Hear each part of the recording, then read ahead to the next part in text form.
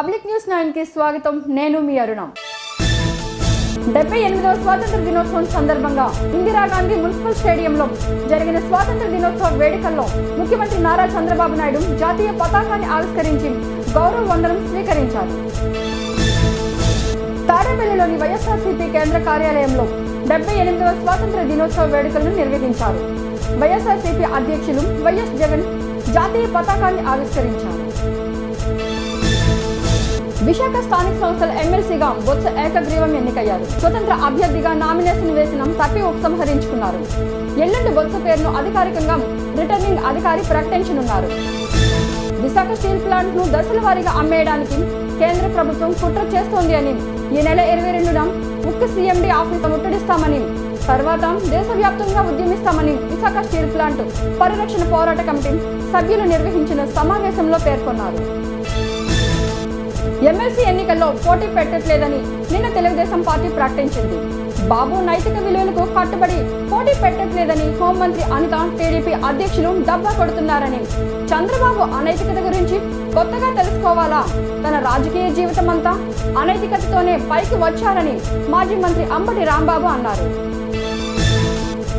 స్వతంత్ర దినోత్సవ స్ఫూర్తిని చాటు చెప్పే లక్ష్యంతో విశాఖపట్నం ట్రయల్ రన్నింగ్ అసోసియేషన్ సభ్యుల ఆధ్వర్యంలో రన్ అక్రాస్ వైజాగ్ పేరుతో పరుగు సైకిల్ యాత్ర నగరంలో ఆర్కే బీచ్ కాళీమాత ఆలయం వద్ద పరుగుకు శ్రీకారం చుట్టారు. అసోసియేషన్ ఆధ్వర్యంలో చేపట్టిన 2వ ఎడిషన్ 77 కిలోమీటర్ల రన్ను నగరం డీసీపీ సిన్హా జెండా ఊపి ప్రారంభించారు. వల్లభనేని వంశీకి ఏపీ హైకోర్టులో ఊరట కలిగించింది. టీడీపీ ఆఫీసుపై దాడి కేసులో ముందస్తు బెయిల్ కోరిన వంశీపై తొందరపాటు చర్యలు తీసుకోవద్దని హైకోర్టు ఆదేశం జారీ చేసింది. కౌంటర్ దాఖలు చేయాలని ప్రభుత్వానికి ఆదేశించారు. తదుపరి విచారణ ఈ నెల 20కి వాయిదా వేశారు. చంద్రబాబుకి ధర్మం న్యాయం అనే పదాలకి అసలు అర్థమే తెలియదని వైఎస్ఆర్సీపీ అధ్యక్షులు వైఎస్ జగన్ అన్నారు. ఉమ్మడి విశాఖ స్థానిక సంస్థల ఎమ్మెల్సీ ఎన్నికల్లో వైఎస్ఆర్సీపీ వాళ్ళు తలొగ్గలేదు, ప్రలోభాలకి లొంగలేదు కాబట్టే చంద్రబాబు తలొగ్గాడని, తెలుగుదేశం పార్టీ కార్యకర్త మరో 3 నెలల్లో రాష్ట్రంలోని ఏ గడప వద్దకి వెళ్లలేని పరిస్థితి వస్తుంది అని, చంద్రబాబు ఇచ్చిన హామీల అమలుపై ప్రజలు నిలదీస్తారని ఆయన అన్నారు. ప్రతిభకు పేదరికం అడ్డురానున్నదని రాష్ట్ర విద్యా ఐటీ శాఖల మంత్రి నారా లోకేష్ సిద్ధాంతం. రాష్ట్రం నలుమూలల నుంచి ప్రజా దర్బార్ ద్వారా తమ వద్దకు వచ్చే ఎంతో మంది పేద విద్యార్థులకు మంత్రి లోకేష్ ఆపన్న హస్తం అందిస్తున్నారు. తాజాగా అగ్రదేశం అమెరికాలో యూత్ ఎక్స్చేంజ్ ప్రోగ్రామ్ కు ఎంపికైన 2 ప్రతిభావంతులైన బాలికలకు లోకేష్ ఆర్థిక చేయూతనిచ్చి అండగా నిలిచారు. ఆ బాలికలిద్దరికి ముఖ్యమంత్రి చంద్రబాబు నాయుడు చేతుల మీదుగా ₹1,00,000 సాయంతో పాటు ల్యాప్టాప్లను కూడా అందజేశారు.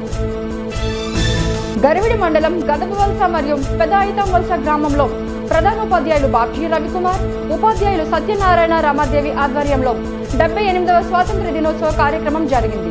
ఈ కార్యక్రమంలో ముఖ్య అతిథులుగా గదబవలస గ్రామ సర్పంచ్ ప్రతినిధి సత్యనారాయణ, ఎంపీటీసీ పోలీస్ నాయుడు, టీడీపీ సర్పంచ్ కోరప్పడు, పాఠశాల చైర్మన్ వెంకటరమణ లక్ష్మణరావు పాల్గొని ముందుగా జాతీయ జెండా ఆవిష్కరణ చేయడం జరిగింది. ఇవండి ఈరోజు వార్తా విశేషాలు. మరిన్ని వార్తా విశేషాలతో మరో ఎక్స్ప్రెస్ న్యూస్లో కలుసుకుందాం.